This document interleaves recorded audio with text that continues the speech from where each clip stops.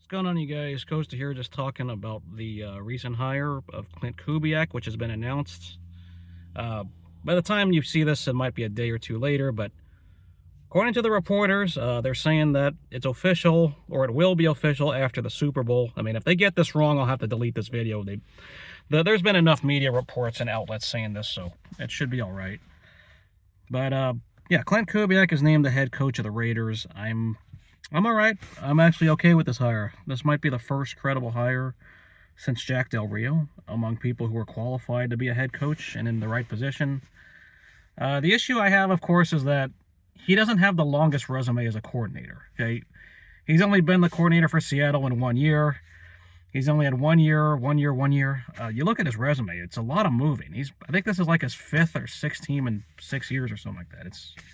It's been a bunch of 1 year jobs before he keeps moving. So it's going to be a pain to keep doing that, but he's used to it. I guess it's normal. But yeah, being a head coach position, that's always something you take when you're a assistant or a coordinator, if you're offered the head coach job. And when I was looking at all the names going by, there were only two guys I really cared about that I was interested in.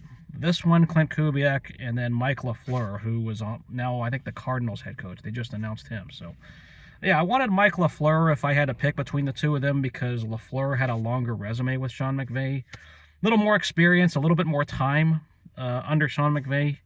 Now, sometimes that time where you spend more stability with a staff or with a head coach, you learn more, you learn what goes on. That's a better thing. Now, Klint Kubiak has really worked for some bad Broncos offensive teams. He was under the Nathaniel Hackett staff. You don't want to remember that, do you? Yeah. He was also under Kirk Cousins in Minnesota. There was a point where I think he was on the Vikings and he was the staff guy there. But really it all came and became interesting because he went to the 49ers in 2023. And of course that's their Super Bowl season, Super Bowl appearance season. He's on their staff as an assistant, yada, yada, yada. And then he goes to the Saints. I would tell you to watch that game where the Saints beat the Dallas Cowboys in 2024. That's where the offense was explosive. You could say there's a lot of creativity, a lot of interesting things that go on. So whatever he learned from Kyle Shanahan with the Niners really made his name go up and move up the ranks.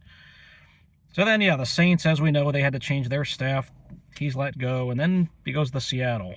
And Seattle had a much improved offense, some of it with the help of Sam Darnold, a lot of it with the help of the talent around him. I mean, the offensive line, I've already said it in my Super Bowl video. They have a much better offensive line than they had in some of those other years. They also have a top number one receiver in Jackson Smith and Jigba. So we got Brock Bowers. We have some players, I think, who are playmakers or skill positions. But the Raiders need an offensive line. Okay, that's been the biggest problem with this Raiders team that we just saw. You could say there's been a lot of issues and there's been a lot of problems. I will make a more state of the Raiders franchise issue right now or down the road. So I'll probably do that after the Super Bowl sometime where I talk about the team. But Klint Kubiak was my second favorite candidate when it comes to getting a name that you need a fresh offensive mind.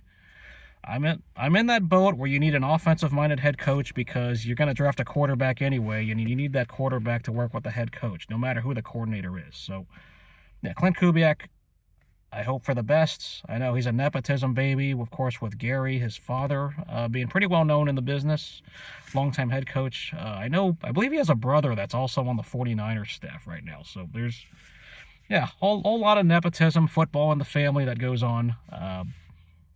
But yeah, Klint Kubiak to be the head coach.